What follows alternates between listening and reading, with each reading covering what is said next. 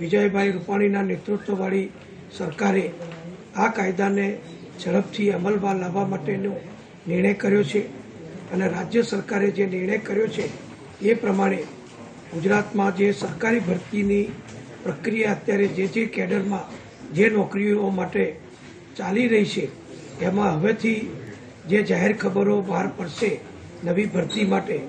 એ તમામ નવી ભરતીમાં 10% આર્થિક અનામતની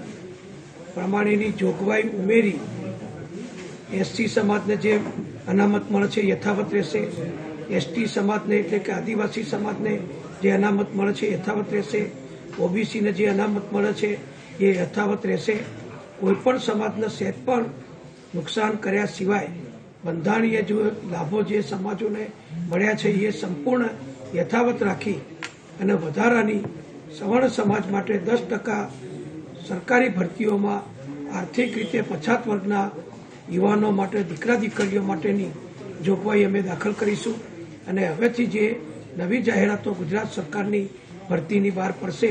એમાં આ નવા કાયદા પ્રમાણે એનો લાભ બધાને મળશે.